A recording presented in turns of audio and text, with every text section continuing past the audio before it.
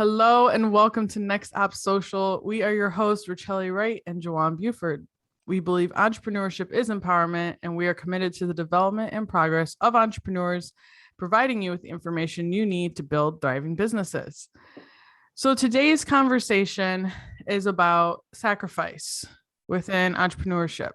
It's something that comes up from time to time, even here on our chats, when someone says, you have to give up certain things to gain certain things, typically, as an entrepreneur. And I just felt like it was time we talked about that a little bit more. What does it really mean when we say that? Do you actually have to give up things in your life or stop doing things to be successful? And because Juwan is the one who tends to bring that up a lot in our conversation, I am going to pass it over to you to start.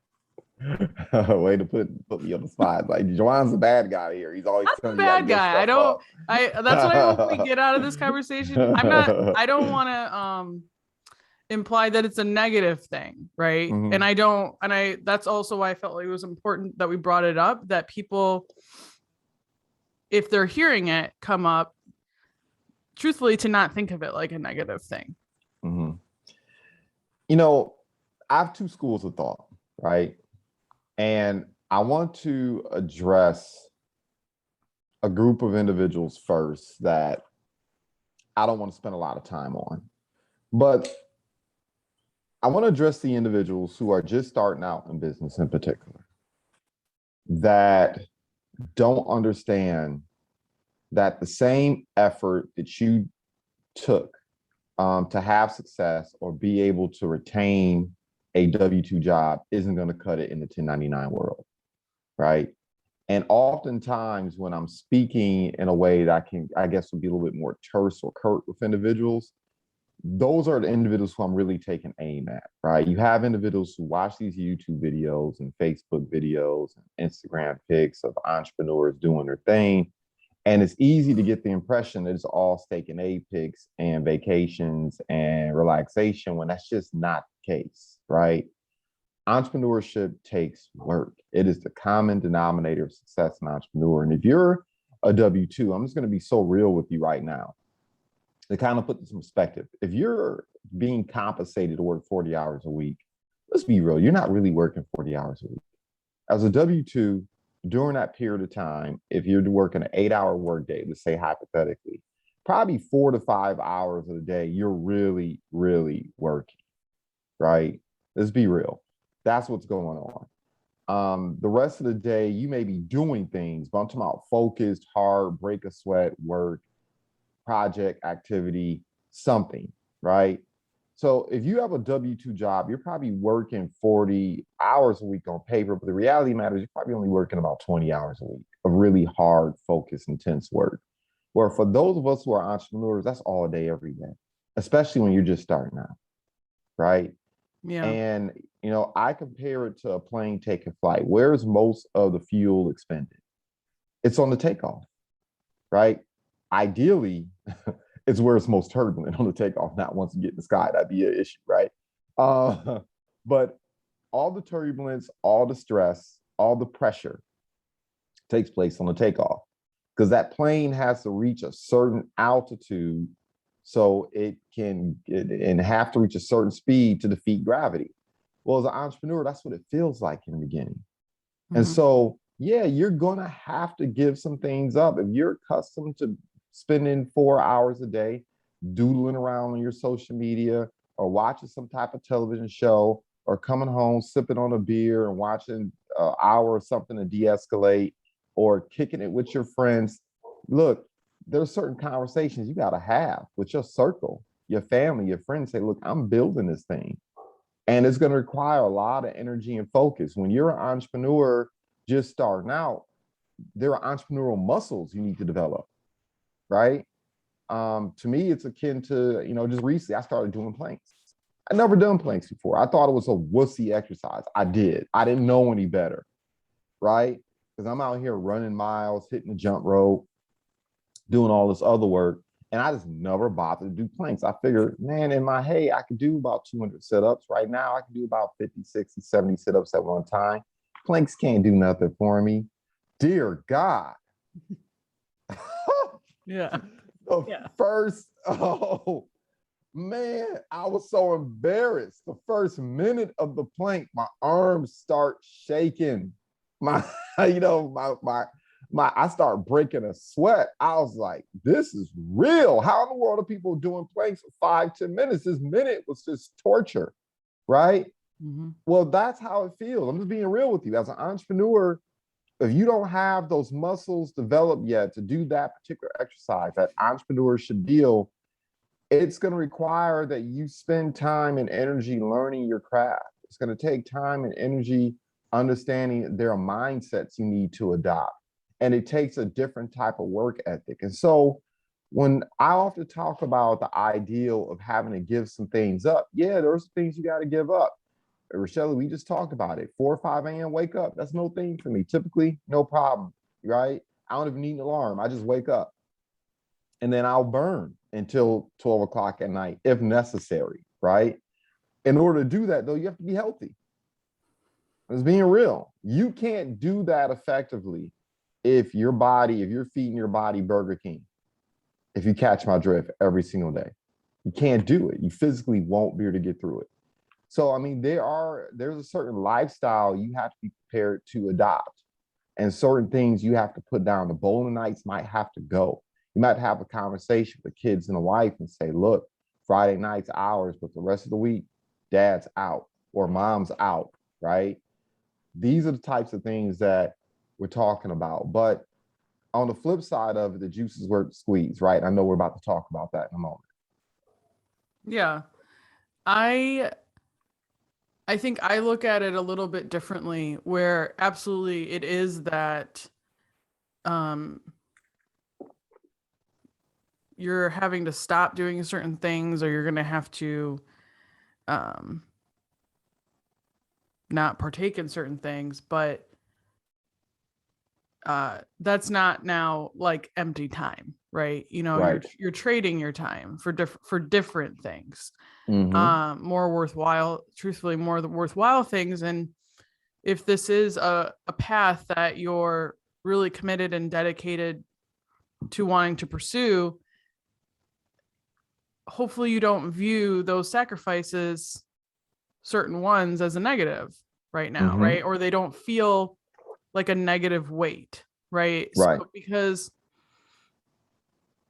I think it's important though too that there isn't a cookie cutter entrepreneurship. This is how you do it. Mm-hmm. This is how every person in the world has ever been successful. Yes, there are tools and tactics and trades and things that allow you to be more successful or faster, Mm-hmm. or and make that consistency there. But I heard like a quote not long ago, I guess it wasn't so much a quote, but someone was like, just relating to almost even what you're saying too, of building a business, being an entrepreneur, running anything on your own, or for yourself, is similar to like, trying to become an Olympic athlete, trying to become a professional, like it's the same thing. Like you need to have that same discipline, right? Because I think what's important to remember is that just like with, your running schedule, right? I'm not, I'm on a fitness journey myself. And part of that includes 3 days a week where I have to run. I hate running. I'm never going to love running. It's never going to just like, oh my God, I love running. But I know that I need to do this to get to certain goals and for my health. But I'm not motivated to do that. I'm not motivated at all. But it doesn't matter if I'm motivated or not. It's discipline, right? That's where discipline kicks in.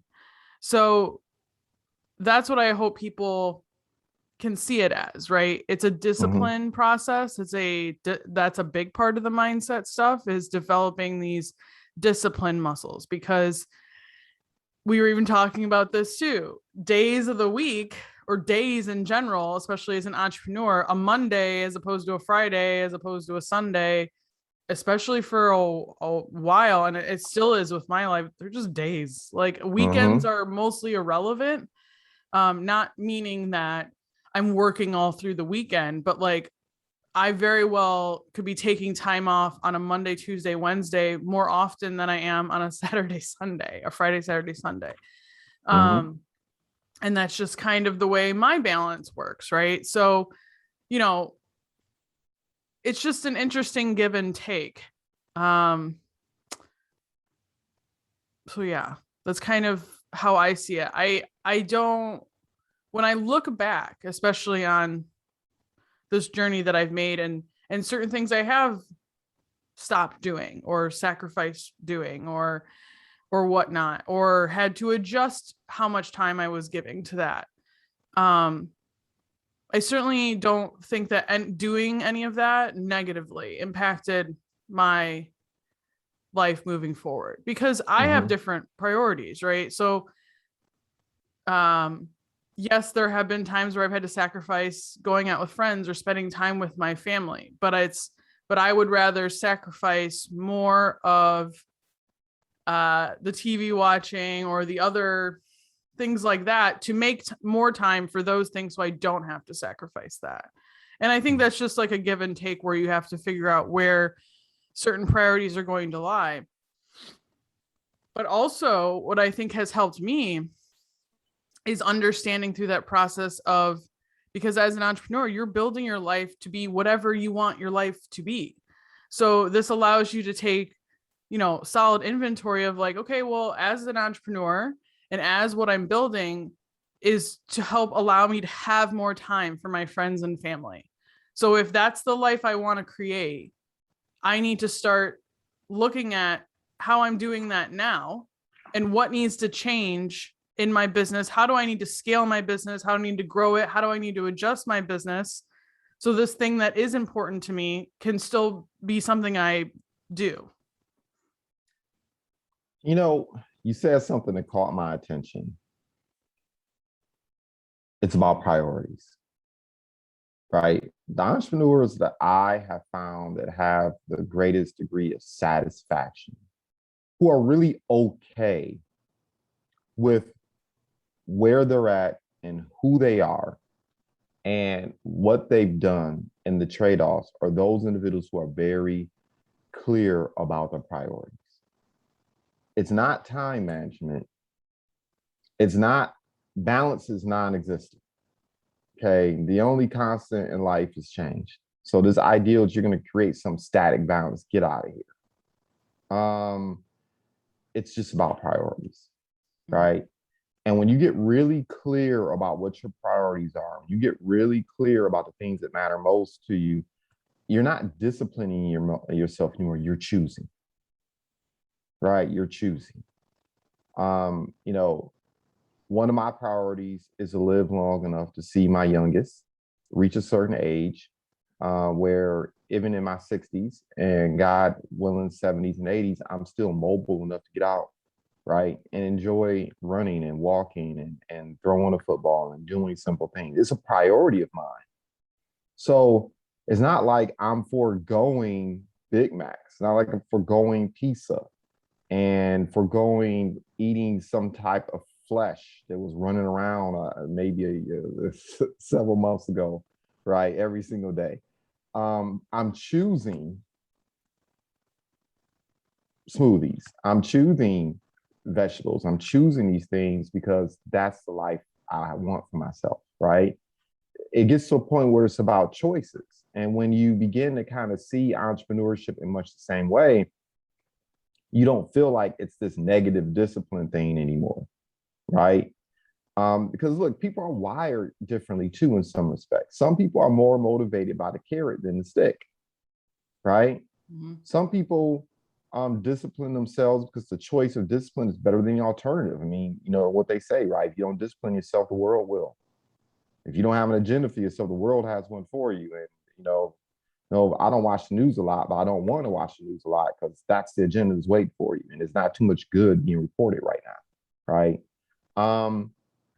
So it's a lot of that, but also what are the carrots, right? What are the carrots? Another way of kind of getting your mind right is I saw an interesting quote. It's not about necessarily changing your mindset all the time. It's about changing your identity, right? And when you think about that, a question that I oftentimes ask myself, I project 5 years out and I say to myself, is the Juwan Buford that has earned this type of income, does achieve these type of things, what does his habits look like? What are the things that I'd really be doing? How will I really be moving? Who will I be really talking to? What type of decisions will I really be making? How will I be spending my time? And the attitude comes from the altitude, right? Things don't change around you until you change your attitude about yourself and the people around you, until you change your identity, right? And then you begin to attract, really, you begin to work and be deserving of the things that you desire for yourself. Well, that's a big piece of it too, right? And so once again, it's not about giving up certain things. It's about becoming the thing that you take an aim at, and it's about choosing differently, right? Mm-hmm. This friendship thing is a huge piece of it, right? It's a huge piece of it because sometimes as you're climbing, quote unquote, the ladder, right? If you utilize that metaphor, the air starts getting thinner. The expectations start becoming higher. The consequences of certain decisions start becoming more fraught, right? With risk. And some people can't handle the climb. Some people, that climb will break them. Some people, because they're not willing to do the things that are required to make the climb, it starts causing problems, right? And oftentimes, when you're looking at your friends and family, these people saw you picking your nose when you were a kid. They changed your diaper. They saw you get dissed at the party or at the club. They've seen you at your worst. And sometimes it's hard for them to embrace and see you becoming a different person. Number one, because it feels alien to them, right? And people don't want to feel weird or alien around other people.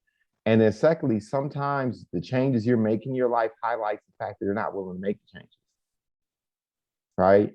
And so as you're climbing the ladder and you're changing your behaviors, you start getting resistance, right?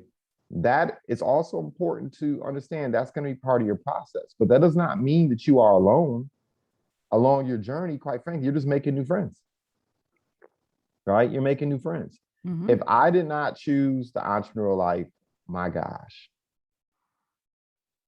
I mean, I've been able to meet some incredibly dynamic, gifted, just beautiful people who have poured into me.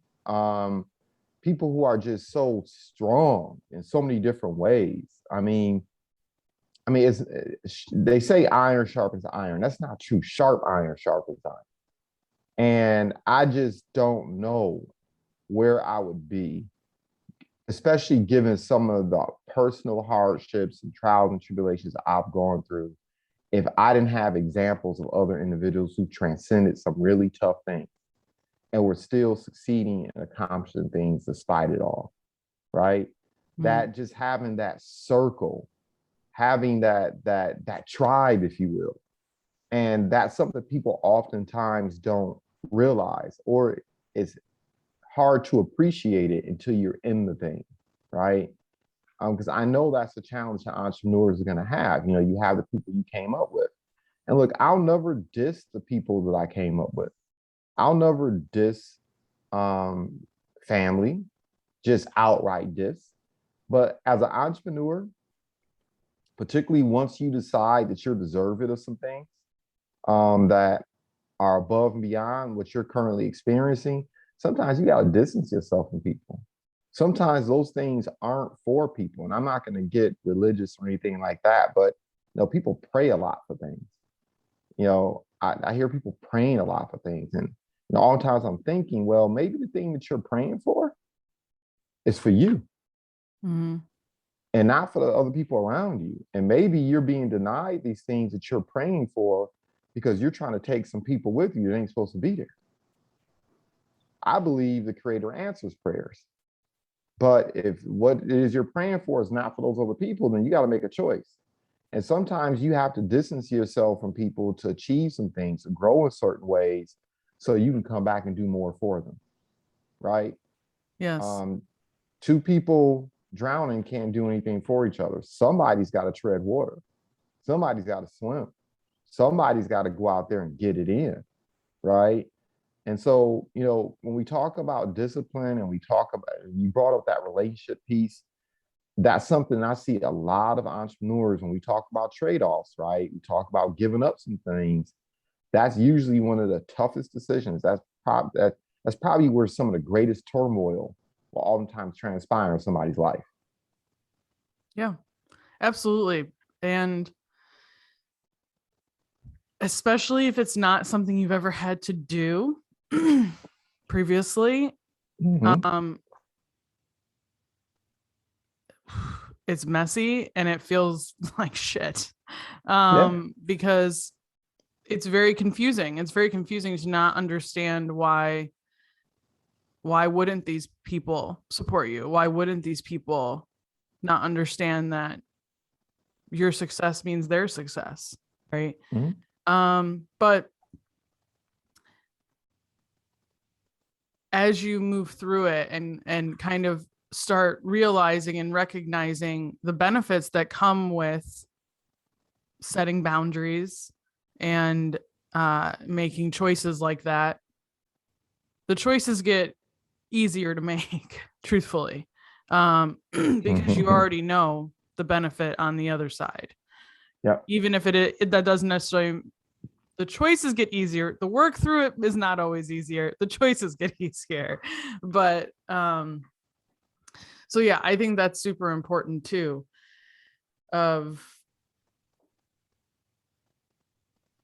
Especially if you're coming from, and if you are a newer entrepreneur, or maybe you're in, especially because of the past year, you've been an entrepreneur and you're sitting here and you're tired and you're burnt out and you're looking at what I think is a very interesting term. It's oh man, now I can't think of it. What is it? Like everyone's leaving their job, right? Everyone's leaving their job to find a new job. Like they call it like the great leave. I don't know, the great, not recession, but like something else. Where everyone has a lot of options right now of opportunity, right? Yes. Every single person is hiring. There's a shift also in money in terms of what certain jobs are now getting paid for, as like I'm seeing a lot more creative jobs getting paid engineer style money, so it's this interesting balance where, especially if you are an entrepreneur and you're like, I just don't want to work this hard anymore, or you're looking at some of these opportunities to make life easier. There's no shame in that, but it's something to think about. Of you left that once before, potentially, if you haven't always been an entrepreneur, you left that once before. What's it going to feel like going back? Right. That's another sacrifice you're making now again. Right. So that's a conversation I'm seeing a lot more right now too with people. Is I'm seeing more people that I didn't think would ever leave entrepreneurship like at all, and now taking jobs, right? For some stability. Again, there's absolutely no shame in any of that at all. It's just interesting, because, or if you're contemplating leaving your W-2, you left for a reason, right? You left for some of these other things and stability, or you left to create life for yourself and for that change. I think it's important to remember that no matter how successful you have been as an entrepreneur, you can shift and change it again to make new success if it's not successful right now, right? I think that's an important, like, yes, you've had to make all these sacrifices, and yes, you had to give up all these things, but maybe you've reached the end of this part of your entrepreneurial journey, and now you're supposed to do this other thing, right? And that might be like, that's kind of the stage I feel I'm in, right? I've ended a certain part of my entrepreneurial journey and I'm stepping into a new part where some of the sacrifices that I made, I'm not making those now, right? I'm Mm-hmm. not, because I'm not going to, and I don't have to. Mm-hmm. And it's already serving me more. I'm making different sacrifices. I've shifted for myself, I've shifted from the worker bee to now more of the CEO, right? There are absolutely new challenges ahead of me that I have not even thought about, I'm sure. But there's different sacrifices that I feel really good that I don't have to make anymore, right? Mm-hmm. And for other ones. So I think that happens a lot too. Yeah, I mean, I like to think about it. There are stages in business, right? When you first start out, more often than not, for most people, it's a team of me, right? The uber majority of businesses that end up being launched is that one, maybe two or three people, but for all intents, it's a team of me, right?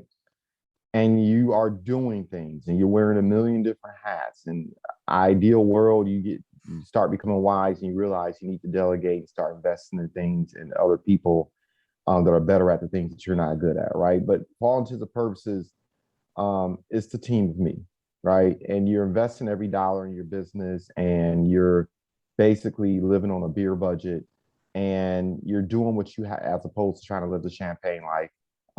And you are learning, you're processing, right? You're developing entrepreneurship muscle. You're learning about yourself. You're learning about people. You are gaining more insight into what's most important to you. Priorities are starting to take shape. But you know what? If you're treating people right, and if you are investing in personal and leadership development, what ends up happening is now you have a brand, you have an identity, and make it a good brand, make it a good identity. Make sure that every opportunity you get, that people always feel like you've given them more than what they paid for, right? And so even your haters, like for me, the most saddest, oh man, so much satisfaction a couple weeks ago when I had like 3 or 4 haters call me up, like, we need your help. And I could hear the hesitation in their voice. It felt so good. Woo! Anyway, it was so entertaining to me. Meanwhile, I kept a straight face, shared the information, had the call I needed to have. And I'll leave that part alone at that. But when you're out here handling your business and treating people right and being valuable, soon the people who are talking about you and to come looking for you for help and also looking for you to hire them, right? You're going to be the job they come looking for. Because you reach this stage in your business now where you're growing from a team of me to a team of we. Mm-hmm. And the team of we starts out as people who are just, they want to participate. They want to be involved, right? They want to be around you.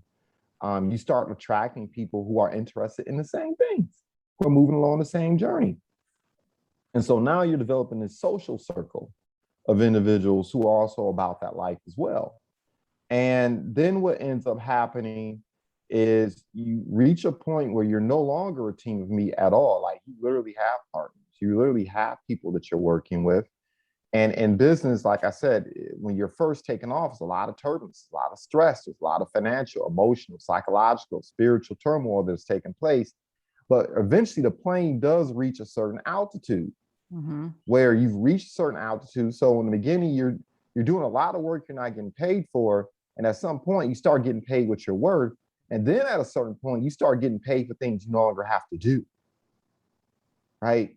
And so you go from the stage of, okay, I have these people around me. You don't know who's really going to be around long term or not, but you got interesting people around you. And then you start developing these solid relationships. Your reputation starts to precede you. And the work you were doing in the beginning, the tiresome, gruesome, tedious work, now you delegated that work. Right. You have the excess revenues. And maybe you're an individual like, you don't want to have an organization be responsible for all of that. So instead, you start investing in other ventures. You start investing, rather your time, you start investing your money in things, right? And you transition from the micro business owner to the investor, or you transition into being the business owner that now has a business with employees. right? And it's a different stage that you reach. And so at that stage, you're doing different things. There are things you no longer have to do, right? But there are some new things you have to do, right? And for me, it's always fascinating to see people hit that stage. It's fascinating to even step outside of myself and even watch myself in that stage, right? Because now, see, what ends up happening oftentimes as an entrepreneur, your talent and your hard work can take you places that your character and your integrity can't keep you.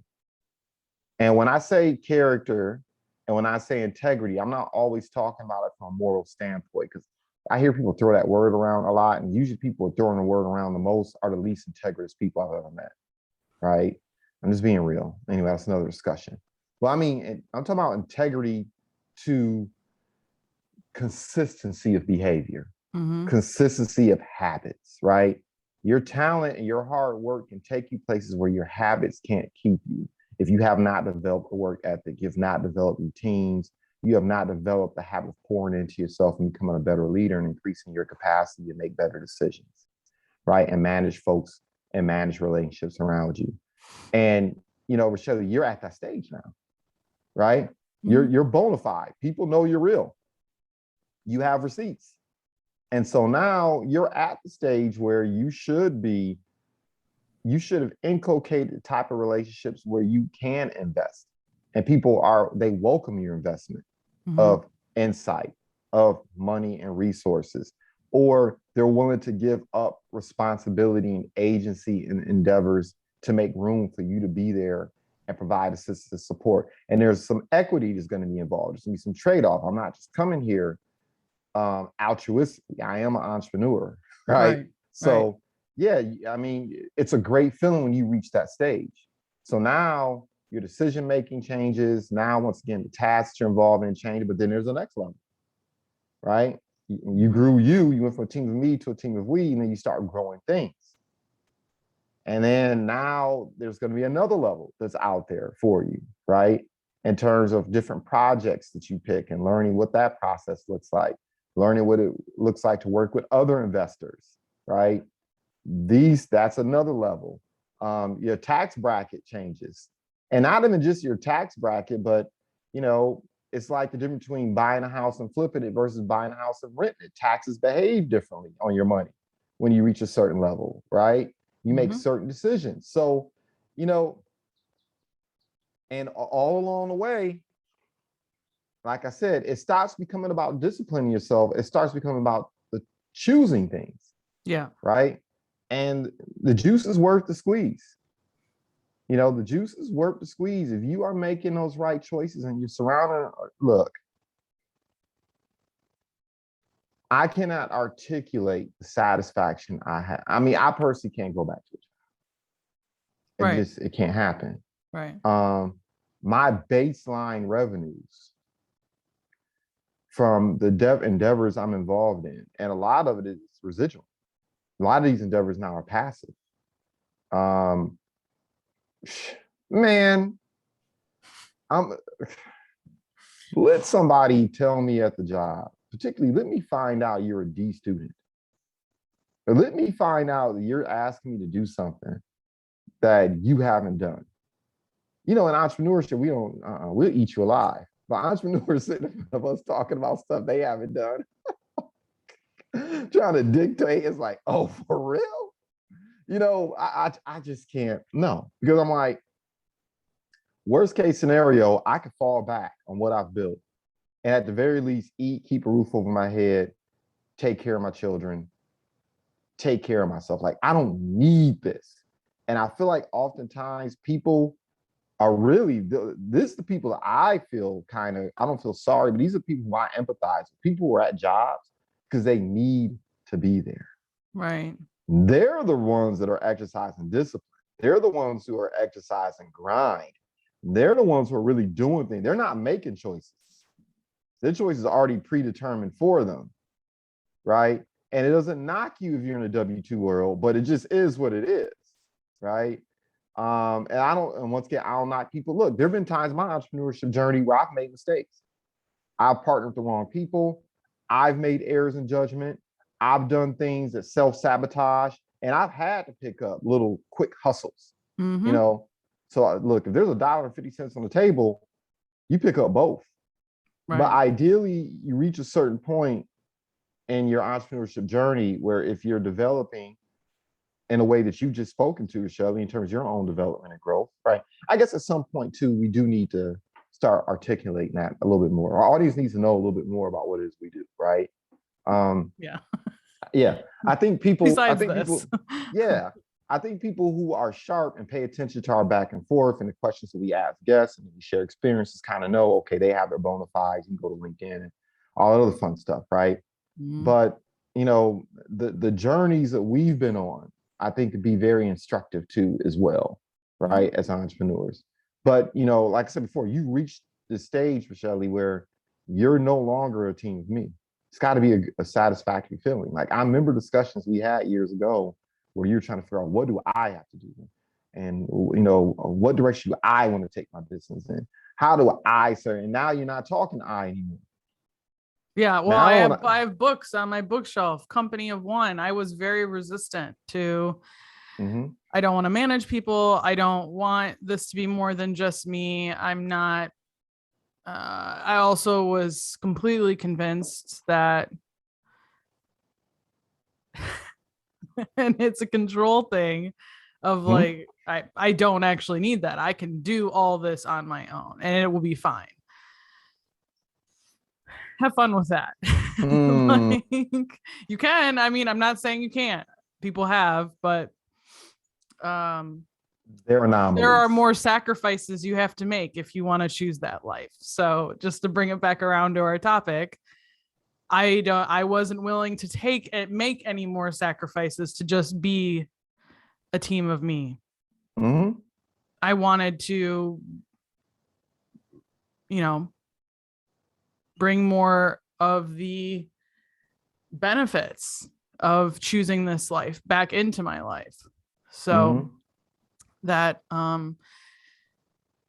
that you need people for that. You need good people for that. So, but yeah, I think it's just important that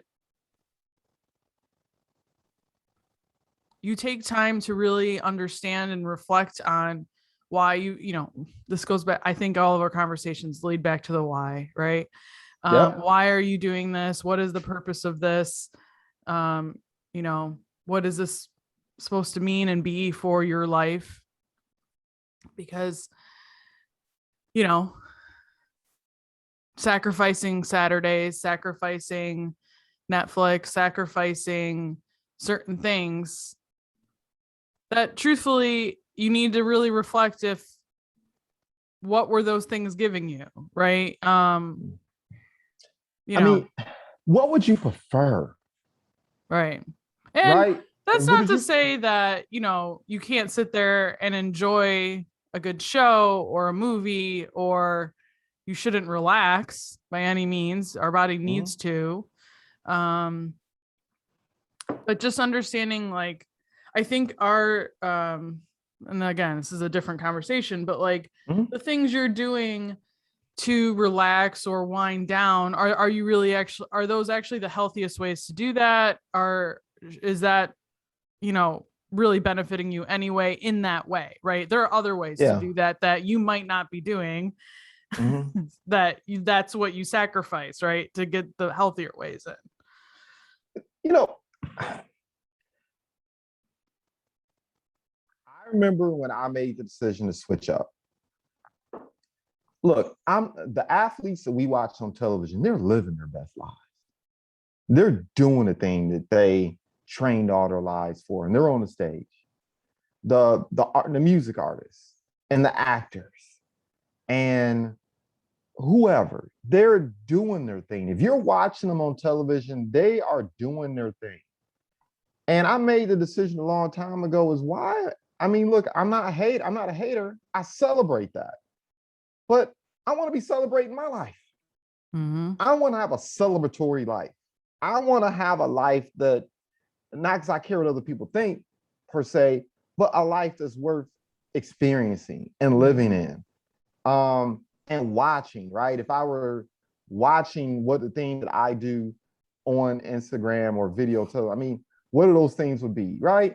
If I got to choose between sitting down and watching other people have a good time on Netflix, doing their art, having wonderful conversations, why not I take a trip downtown, call up Rochelle and several other people, and that be us, right? Why not I put myself in a situation where one day I can just wake up? Like, this for me is still the deal. And it's going to happen. In the next 3 years, I'm putting out there in the social media marketplace, not because I care that the social media marketplace wants to hold me accountable, because you're the first to hear your words before anyone else. I need to hear myself say this oftentimes, right? I'm looking forward to a day where I'm just going to wake up, and it's going to be a Wednesday. So just be aware. Always keep your Wednesdays open, Rochelle. And I'm going to call you and several other people that I know. I'm like, you know what? I feel like going to St. Kitts today. Okay. And the only thing I want to hear from you in response, Rochelle, is, shit, okay, let me just brush my teeth right quick. Right. And we just rendezvous and we go. Right. We don't, whether we're booking flights, and it don't matter what the cost is, or we have a jet. We just get up, our crew, our cadre, and we go. We don't worry about packing clothes because we're going to buy them on the way. Right? Yeah. We don't worry about arrangements because maybe we already own some property over there. And we're just going to show up, pick fruit off the trees, walk around, eat good natural food that doesn't kill us, enjoy the beautiful weather, and hope a hurricane doesn't come. Right? I mean, to me, that gives me so much more satisfaction. Oh, absolutely. Than watching other people do their thing on the screen. You know what I'm saying? And it doesn't feel like discipline. 4 or 5 o'clock mornings doesn't feel like discipline, right? Soon as this ends, I'm gonna go and hit the jump rope for about 15, 20 minutes. It doesn't feel like discipline. You know what I'm saying? All the things I'm going to do today, the back-to-back appointments I have once this concludes, none of that feels like discipline. I'm going to be having fun. Look, entrepreneurship, I just firmly believe, is empowerment. I believe it's freedom. It gives you the opportunity to really express yourself in the purest form because you are getting the bag. You're not getting somebody else's bag and they're giving you leftovers. You're pursuing the bag. And the bag just isn't the money. The bag is the lifestyle that you can live. And I quite frankly I'd rather live a lifestyle of 50 to 100K free than 250K somebody has handcuffs to me. Yeah. And, you know, I'm just going to go here. I mean, because, you know, we're at the age now where shit's starting to hit the fan. Once you start hitting 40, or if you're a couple years above 40, you realize that you start looking at your 401k, you're on your third and you're on your fourth job. And you start realizing, wait a minute, things aren't, you know, being a greeter at some store, it might be in my future. Like, I make fun of people on television because I know people do this who are in a hard way, but Outpo might be in my life. You know, maybe entrepreneurship is the way. And look, the beautiful thing about entrepreneurship is you don't have to worry about getting fired. That's true. Yeah, I mean, you fire yourself sometimes, you get mad, but I mean, the thing about entrepreneurship, here's the thing, you only have to get it right once oftentimes. Now, you may have to face plant, you know, 6, 7, 8 times and deal with that. But you get it right once. And you handle your affairs correctly and not make any dumb decisions, you don't jack off your blessings, right? It's worth it. Yeah, absolutely. Well, we will be continuing this discussion in our after show group on Facebook. We appreciate you all listening in. We'll provide in the show notes below the link to our after show group on Facebook. It's our NextOppSocial page. If you click community, you'll see us and we'll in there and you'll be happy to have you inside and we can talk more. What are some of those sacrifices that you've made, or what are some of the things you're rethinking now? Don't forget to hit that subscribe button here on YouTube or visit our website at nextoppsocial.com to learn more about everything we do. If you got a lot from today's episode, we encourage you to share it with someone else who can gain value from it as well. Maybe it's that friend that is right on the edge of entrepreneurship. Push them over the edge. Maybe this will help. So thank you again, and we will see you soon.